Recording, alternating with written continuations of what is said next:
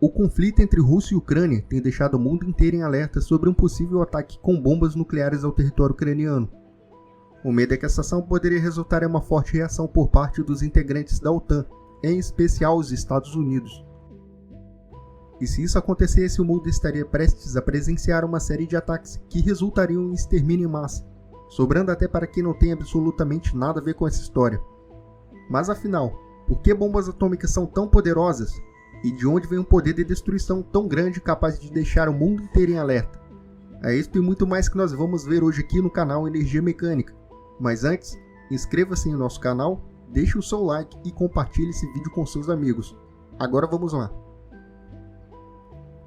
O desenvolvimento nuclear para fins bélicos teve início em 1939 com o Projeto Manhattan, que foi conduzido pelos Estados Unidos com o objetivo de criar uma arma de destruição em massa. Após 6 anos de pesquisas, finalmente criaram o Little Boy, a primeira bomba nuclear da história a ser utilizada em uma guerra. Ela foi detonada sobre a cidade de Hiroshima, no Japão, na manhã de 6 de agosto de 1945.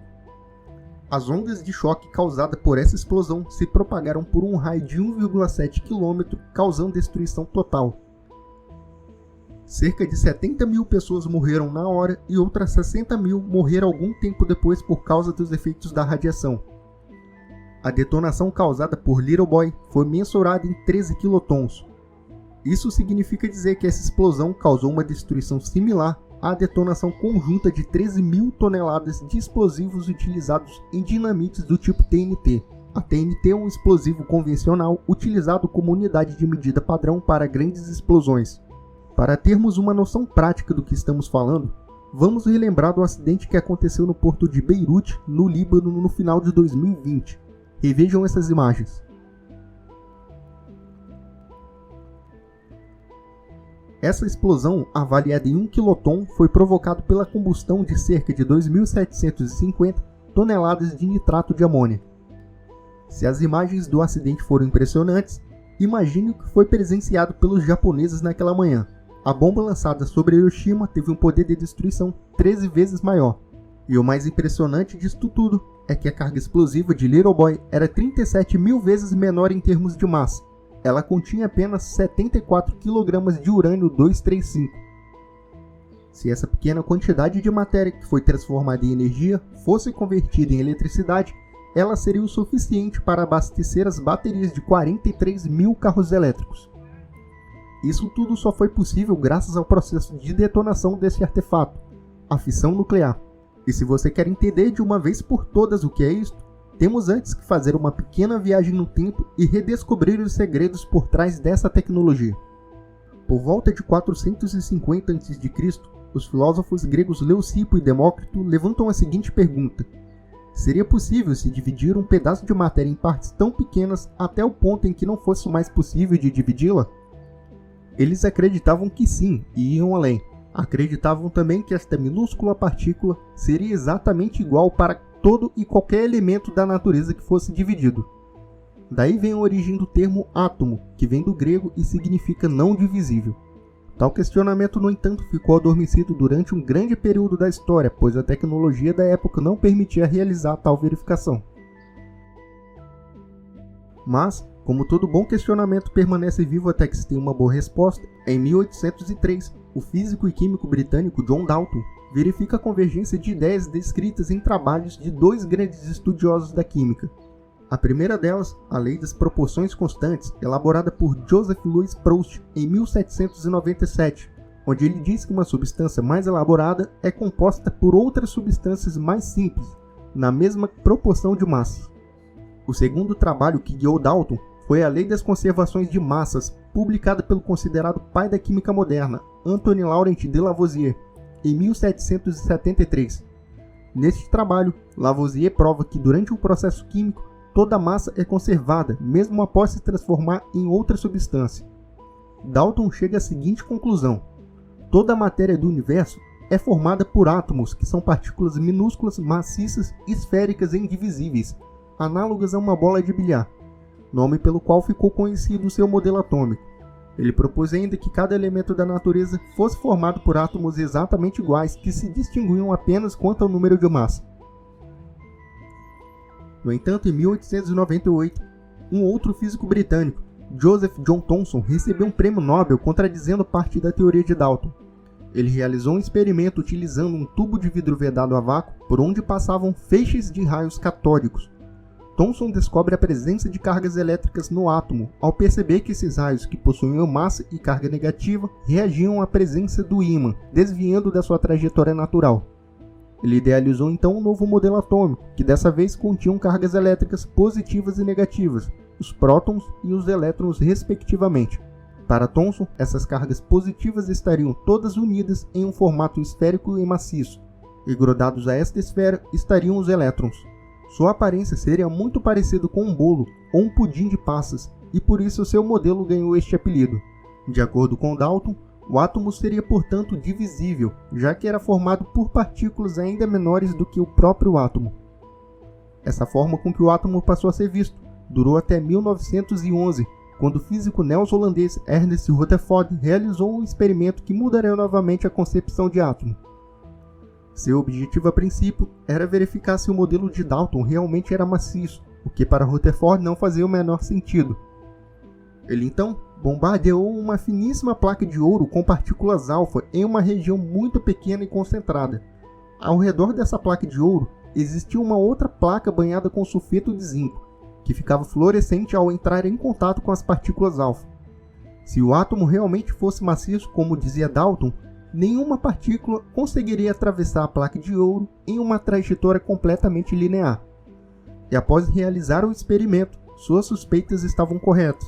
Algumas poucas partículas foram desviadas, enquanto a maioria atravessou a placa de ouro, sofrendo pouquíssimo ou nenhum desvio. Ele concluiu então que o átomo na verdade não era maciço, mas sim composto principalmente por espaços vazios.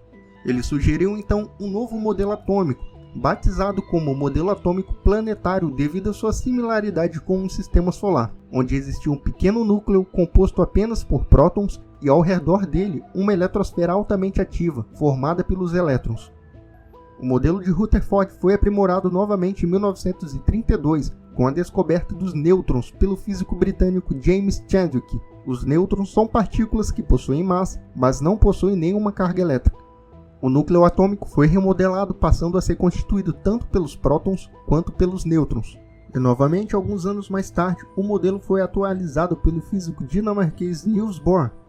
Bohr descobriu que os elétrons orbitavam de forma ainda mais dinâmica ao redor do núcleo, variando entre 7 camadas diferentes, para mais perto ou para mais longe do núcleo atômico, dependendo do seu nível energético. No entanto, algo ainda precisava ser explicado. Como vimos, todo átomo é formado por um núcleo composto por nêutrons e por prótons, que possuem cargas positivas. E assim como nos ímãs, cargas de mesma natureza se repelem, e vale dizer que no caso dos prótons, essa repulsão corresponde a uma das maiores forças da natureza. Sendo assim, como seria possível que partículas que se repelem se mantivessem unidas e estáveis em um espaço tão pequeno?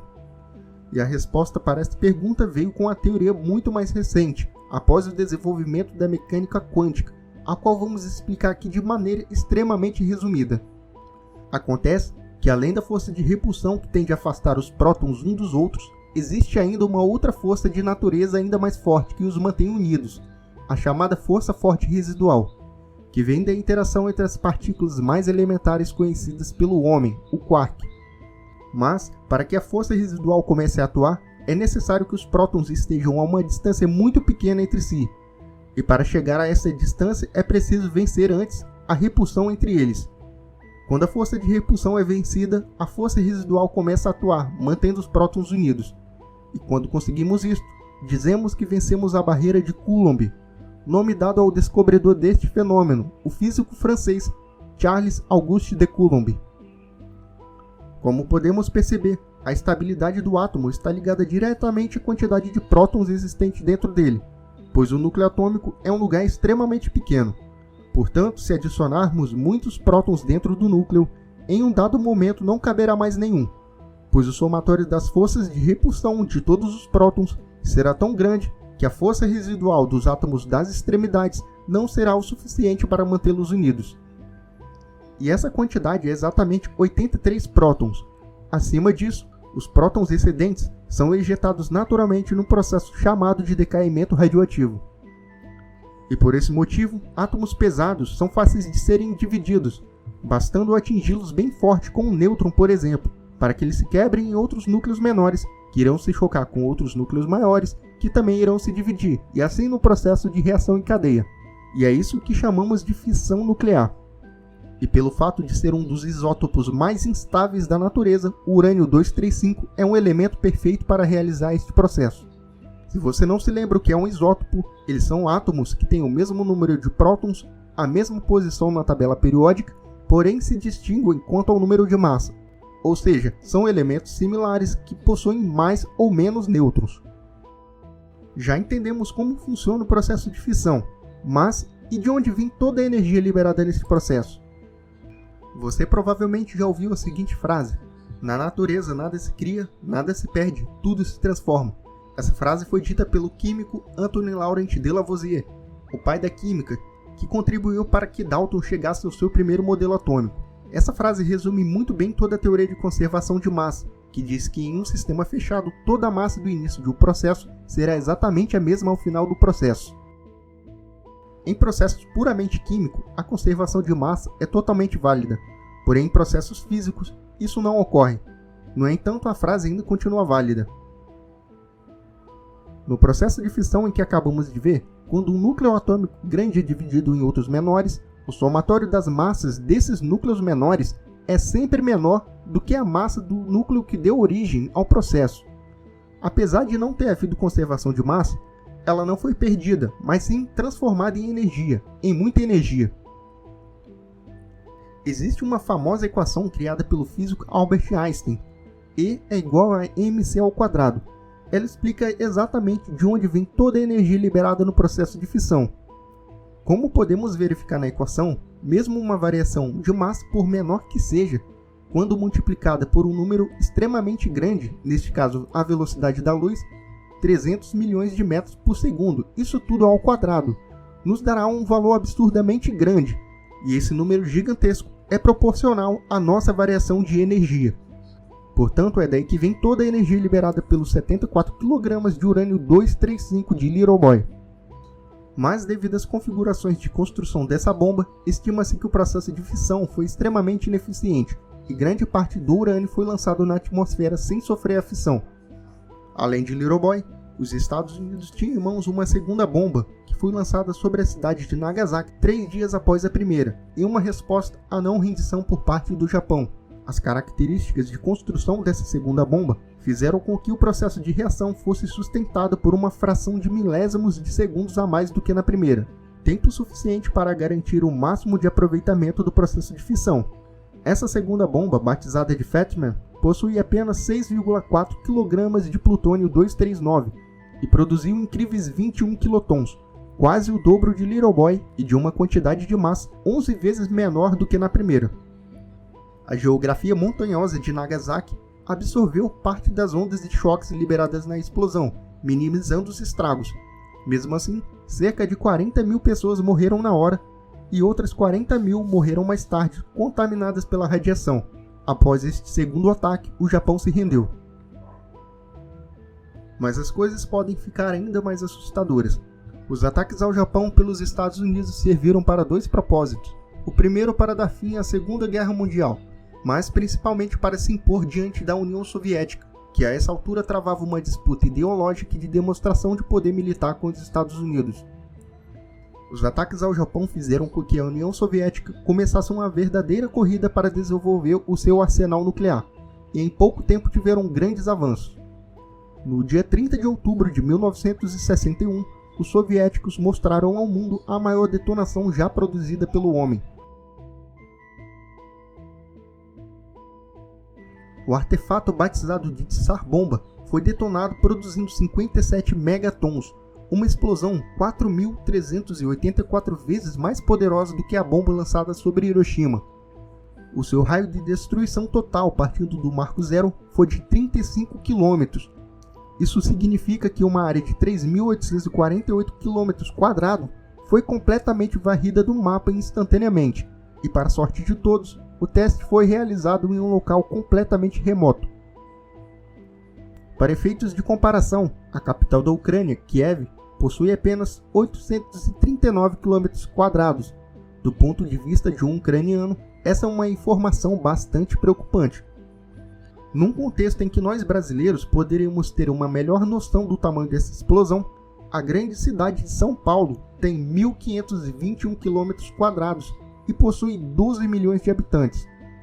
Podemos imaginar o tamanho da tragédia que seria a utilização de uma bomba desse tipo nos dias de hoje.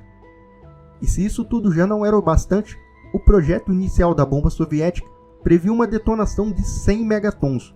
No entanto, devido à grande quantidade de radiação que seria emitida na atmosfera, ela foi detonada com apenas 57% do seu poder total. Se toda a energia liberada nessa explosão pudesse ser convertida em eletricidade, ela seria o equivalente a 197 dias ininterruptos de produção da usina Itaipu, uma das maiores do mundo.